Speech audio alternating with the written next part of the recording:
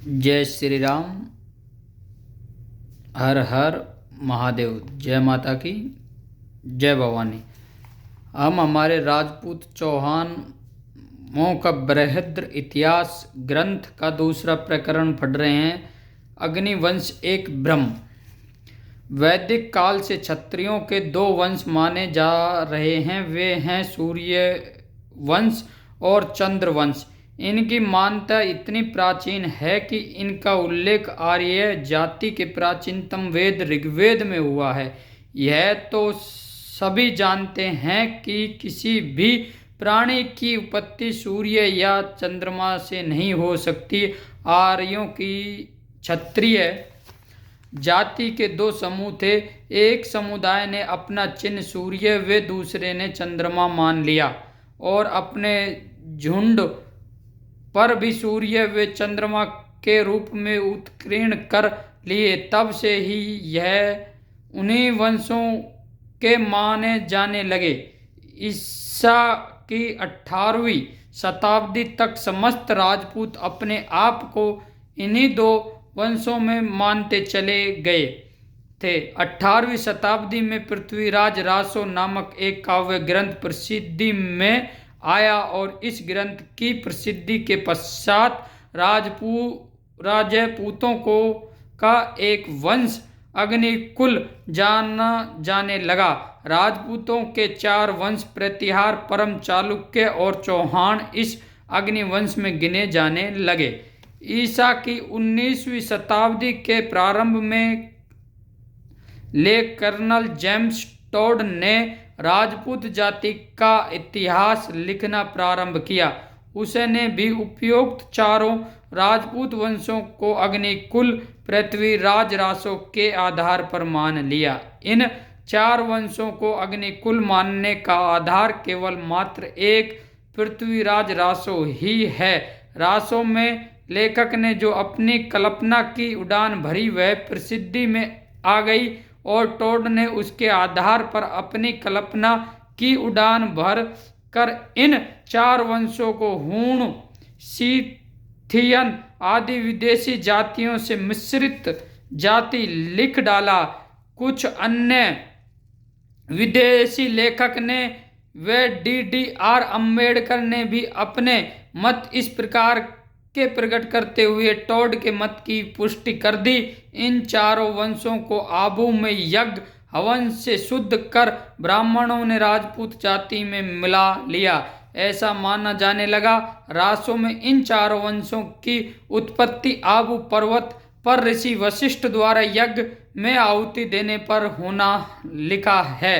रासों के रचयिता चंद्रवादाई का भी यह तात्पर्य कभी नहीं रहा कि यह चारों जातियां नहीं हैं या शुद्धिकरण से उन्हें ब्राह्मण ने राजपूत में मिलाया है, क्योंकि पृथ्वीराज रासो में स्वयं चंद्रवेदाई ने राजपूतों के 36 वंशों का विवरण देते हुए उन चारों वंशों को भी रवि राशि व यादव कुल की शाखा ही माना है। 18वीं शताब्दी से पूर्व प्रबंधक चारों वंशों ने सैकड़ों शिलालेख मिले हैं जो 7वीं शताब्दी से 15वीं शताब्दी तक के हैं और देश भर में स्थान स्थान पर लगे हुए इस प्रकार के ऐतिहासिक काव्य व महाकाव्य भी मिले हैं। इन सब में इन वंशों को अग्निकुल नहीं माना गया है। खेद का विषय है कि इन आधुनिक इतिहासकारों का ध्यान इनकी ओर नहीं गया, वरना इनकी यह गलत धारणा नहीं बनती। प्रतिहार वंश का भारतवर्ष पर राज्य रहा और कन्नौज उनकी राजधानी रही। इस वंश का महान शौर्यपूर्ण इतिहास रहा है, जिसके शताब्दियों तक निरंतर हूणों, अरबों, तुर्कों व पठानों से लोहा लेकर देश, धर्म, सभ्यता एवं संस्कृति की रक्षा की। खेद है कि डॉक्टर भानेडकर ने इस जाति को गुर्जर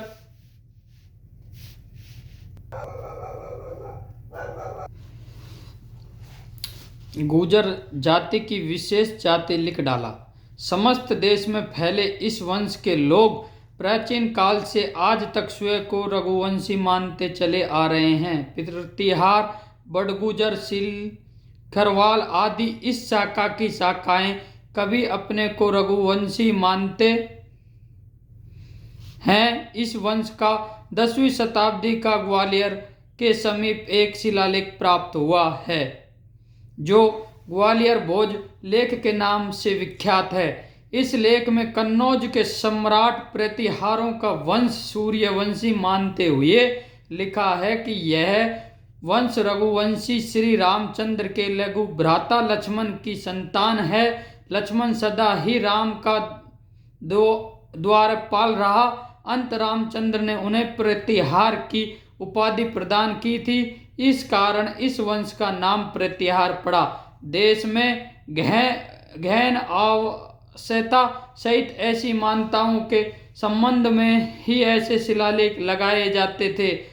जब यह वंश 9वीं व 10वीं शताब्दी में सूर्यवंशी माने जाते थे, तो इस वंश को 12वीं शताब्दी में चंद्रवदाई ने अग्निवंश कैसे मान लिया। गुजरात में राज्य करने से गुजर प्रतिहार कहलाए। परमार समस्त देश के परमार सदा से ही अपना गोत्र वशिष्ठ मानते चले आ रहे हैं और अपनी उत्पत्ति भी आर्य ऋषि वशिष्ठ से मानते हैं, किंतु उत्पत्ति की कहानी पृथ्वीराज रासों में कही गई कहानी से भिन्न है। उदयपुर प्रेषित को उदाहरण के लिए ले सकते हैं। EPNDI इसमें परमारों का गोत्र वशिष्ठ की लिखा है। सारे परमार इस कहानी को मानते चले आ रहे हैं। एक बार जब विश्वामित्र ने वशिष्ठ की कामधनु को हर लिया, तो वशिष्ठ ने परमार वीर उत्पन्न किया, जो बलपूर्वक विश्वामित्र से कामधनु वापस ले आया। 9वीं 10वीं शताब्दी तक परमारों को कभी अग्निवंशी नहीं माना गया। महाराष्ट्र के परमार अपने को सूर्यवंशी मानते हैं।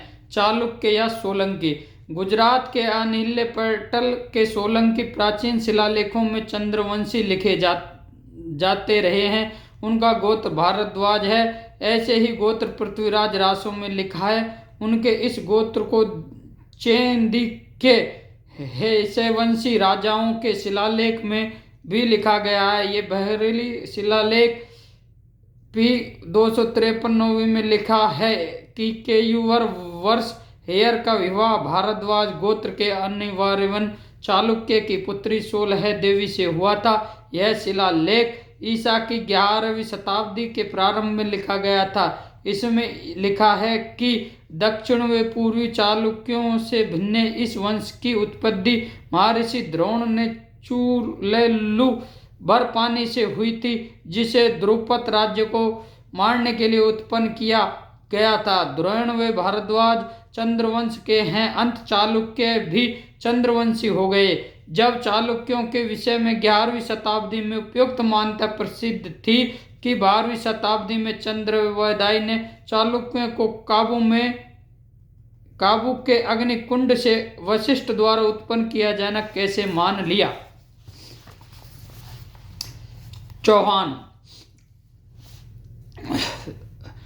चहमान वंश के इस शिलालेख स्थल पर लगे हुए हैं। इसमें से किसी भी शिलालेख में इस वंश का अग्निकुल से होने का उल्लेख नहीं है। राजस्थान में सीकर के समीप हर्षनाथ के पहाड़ की चोटी पर बने शिव मंदिर में एक शिलालेख लगा हुआ था, जो अब सीकर में है। उसे में स्पष्ट लिखा है कि यह वंश सूर्य वंश है। तैनमुते मुक्त है रघुकुल थे भूचक्रवर्ती स्वयं EPIND सेकंड P 119 यह विश्व 1030 का है। अजमेर के विग्रह राज चतुर्थ द्वारा संस्कृत के काव्य हेरकेली नाटक की रचना की गई थी। इसके कुछ उदाहरण संगमरमर की शिलालेखों पर गुदा कर अजमेर में बनवाए गए सरसेंटी भैरण विद्यापीठ आज कल का 2.5 दिन का झोपड़ा में दीवारों में लगवा दिए गए थे, जिसमें से एक में चहमान वंश को सूर्यवंशी होना लिखा है।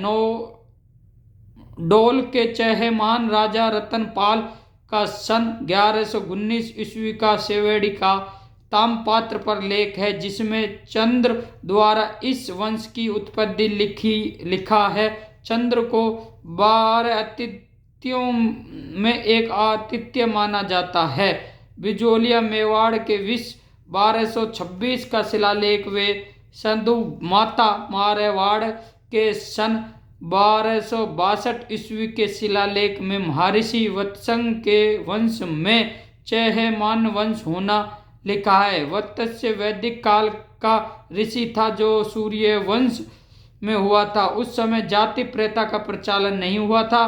पृथ्वीराज द्वितीय के समकालीन एवं मंत्री तथा राज्य कवि कश्मीरी पंडित जयनाक द्वारा सन 1191 से 1193 के बीच के समय में पृथ्वीराज विजय महाकाव्य की रचना की गई थी, जिसमें चहेमान वंश को सूर्य वंश लिखा है। रणथंभौर के अंतिम हिंदू सम्राट हमीर चौहान पर हिमीर महाकाव्य की रचना नए चंद्रसूर्य ने ईस्वी 1443 में की थी। इसमें भी इस वंश को सूर्य वंश ही लिखा है। बूंदी के राव सृजनहारा ने बंगाली कवि चंद्रशेखर से बनारस में सृजन चरित्र महाकाव्य की रचना ईस्वी 1624 के पश्चात कराई थी, जिसमें भी चहेमान वंश को सूर्यवंशी ही लिखा है। खेद का विषय है कि इतने प्रमाणों की ओर टोड आदि का ध्यान नहीं जा सका और केवल मात्र एक पृथ्वीराज रासो के आधार पर ही चारों वंशों को अग्निवंश मानकर कर्नल टोट स्मिथ तथा डा.डी.आर. अम्बेडकर आदि ने अपनी कल्पनाओं से उन्हें विदेशी मिश्रित जाति लिखकर महान अनर्थ कर डाला। उपयुक्त प्रमाणों के आधार पर यह सिद्ध होता है कि अग्निकुल की गाथा मात्र एक कवि की कल्पना थी। राजपूत जाति का कोई वंश अग्निवंश नहीं है। टोट बानेडकर आदि की कल्पना सब स्वतः ही समाप्त हो जाती हैं। प्रसिद्ध इतिहासकार सी.वी. वैद, डॉ. गौरीशंकर, हरिचंद्र ओझा, डॉक्टर दशरथ शर्मा, डॉक्टर हैरी बलदास सरदार आदि भी उपयुक्त निर्णय पर ही पहुंचे हैं कि अग्निवंश नाम एक मात्र कल्पना है। जय श्री राम, जय माता की। पहले अध्याय का दूसरा प्रकरण समाप्त हुआ। चौहानों का विद्रोह इतिहास का। जय श्री राम, जय माता की, जय भवानी, जय भारत, जय भारत, जय सनातन।